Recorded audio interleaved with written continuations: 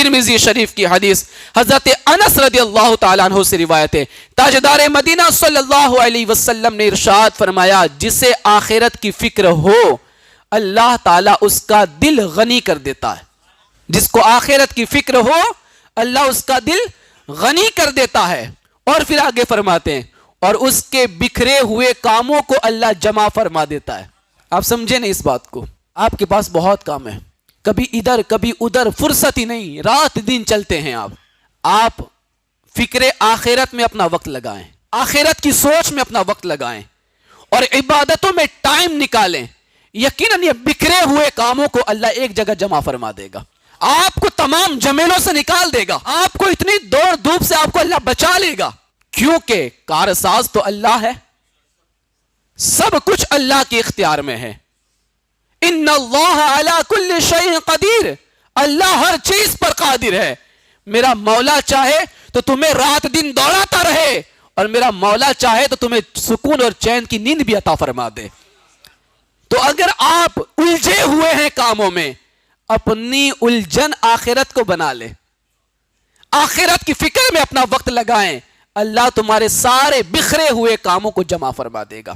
مصطفیٰ کریم کے دیوانوں، آقا کریم فرماتے ہیں، حدیث آگے بڑھ رہی ہے، آقا کریم نے فرمایا اور دنیا اس کے پاس ذلیل ہو کر آ جائے گی. سمجھے؟ دنیا اس کے پاس ذلیل ہو کے آ جائے گی.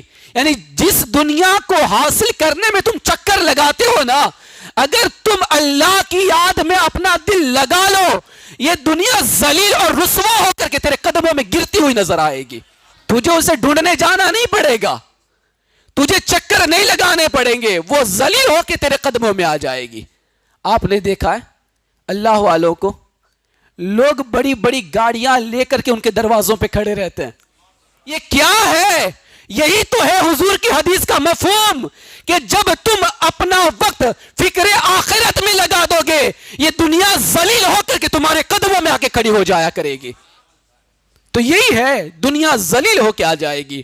اور جسے دنیا کی فکر ہو، حضور فرماتے ہیں، ہمارے نبی فرماتے ہیں، جس کو دنیا کی فکر ہو اللہ تعالی محتاجی اس کی دونوں آنکھوں کے سامنے اور اس کے جمع شدہ کاموں کو منتشر کر دیتا ہے. یعنی اس کے سامنے محتاجی رہتی ہے. جس کو دنیا کی فکر رہتی ہے اس کو ہمیشہ ایک ہی خیال، کہیں غربت نہ آ جائیں، کہیں غریب نہ ہو جاؤں، کہیں سب چلا نہ جائیں، کہیں کاروبار بند نہ ہو جائیں، کہیں یہ نہ ہو جائے، کہیں وہ نہ ہو جائیں، ہمیشہ محتاجی کا ڈر. اور فرمایا اس کے سارے جو جمع کام ہوں گے نا اللہ بکھیر دے گا، بکھیر دے گا. جو کام ایک چکر میں ہونے والا تھا اس کام کو ختم کرنے میں اب تمہیں 10 چکر لگانے پڑیں گے. کہتے ہیں نا 10 بار جا کے لیکن کام نہیں بنا. کیوں؟ اللہ کے نبی کا فرمان سنیں. کیا فرمایا حضور نے کہ جس کو دنیا کی فکر ہو اللہ اس کے جمع کام کو بھی بکھیر دیتا ہے. کرتا رہے تو کام، دنیا چاہیے نا تجھے، جائے دوڑ، کتنا دوڑے گا تو، کتنا چلے گا تو، آخر کار لوٹ کے تجھے میری ہی بارگاہ میں آنا ہے. اللہ خوب دوڑائے گا اسے، اس کے کاموں کو منتشر کر دے گا.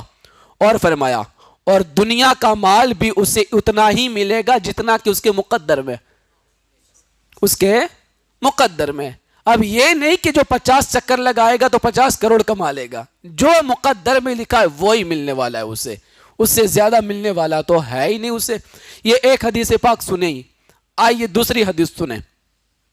حضرت عبداللہ بن مسعود رضی اللہ تعالیٰ عنہ سے روایت ہے، آقا کریم صلی اللہ علیہ وسلم نے فرمایا جو شخص تمام فکروں کو چھوڑ کر ایک چیز یعنی آخرت کی فکر سے اپنا تعلق رکھتا ہے، یعنی آخرت کی فکر سے تعلق رکھے گا، اللہ تعالیٰ اس کے تمام دنیاوی کام اپنے ذمے پہ لے لیتا ہے. کیا فرمایا؟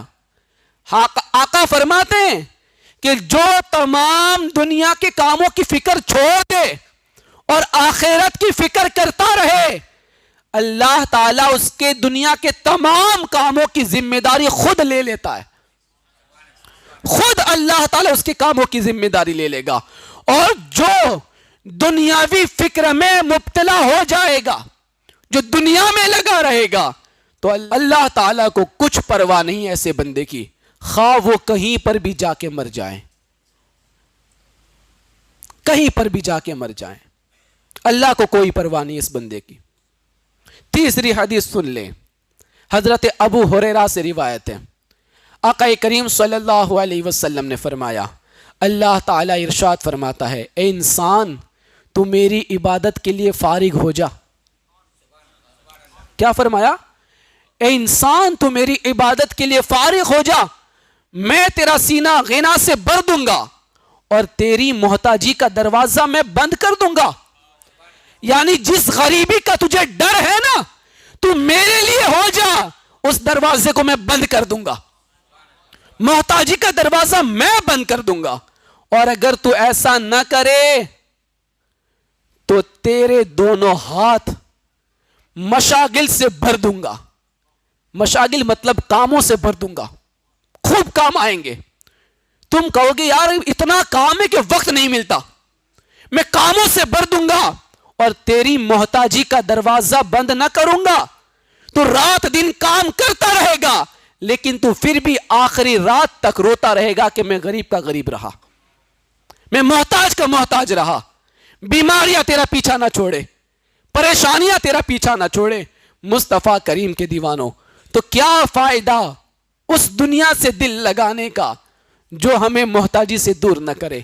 میرے رب کا فرمان اگر بھروسہ ہے تو عمل کرو، خدا پہ بھروسہ ہے تو اس بات کو سنو۔ کیا فرمایا خدا نے؟ میرے آقا فرماتے، اللہ فرماتا ہے، جو صرف میری عبادت کے لیے اپنے آپ کو فارغ کر لے تو پھر اللہ تبارک و تعالی اس کا سینہ غنا سے بھر دے گا اور محتاجی کا دروازہ بند کر دے گا، اب وہ محتاج نہیں رہے گا۔ مصطفیٰ کریم کے دیوانوں، دیکھے تو صحیح اللہ تبارک و تعالی نے کتنا پیارا ہمارے لیے انتظام فرمایا۔ اس آیت کریمہ کا اگر آپ اشارتاً دوسری جگہ پر بھی ذکر دیکھنا چاہیں تو قرآن کریم میں اللہ نے فرمایا سورہ طلاق کے اندر، وَمَن يَتَّقِ اللَّهَ يَجْعَل لَّهُ مَخْرَجًا وَيَرْزُقْهُ مِنْ حَيْثُ لَا يَحْتَسِبُ۔ اللہ فرماتا ہے جو اللہ سے ڈرے اور اللہ تبارک و تعالیٰ سے خوف کرے، اللہ تعالیٰ اس کے لیے نکلنے کا راستہ بنا دے گا اور اسے وہاں سے روزی دے گا جہاں اس کا گمان بھی نہیں جاتا ہے، جہاں اس کا گمان بھی نہیں جاتا، وہاں سے اللہ تمہاری روزی کا انتظام فرمائے گا۔ مصطفیٰ کریم کے دیوانوں، پورا دن روزی کا سوچ سوچ کر کے، رزق کی تلاش کا سوچ سوچ کے ہمارا دماغ بوجھل بن گیا ہے۔ ذرا اب فکر آخرت کرے، قیامت کی فکر کر کے ذرا اللہ کی عبادت میں وقت لگائے۔ لوگوں سے آپ کہتے ہیں نا یار لاک ڈاؤن میں جاب چھوٹ گئی ہے، دیکھو نا کہیں پہ جاب لگ جائے، کسی سے بات کرو نا کوئی کانٹیکٹ کر دے، کسی سے کہو کہ کمپنی میں لگوا دے۔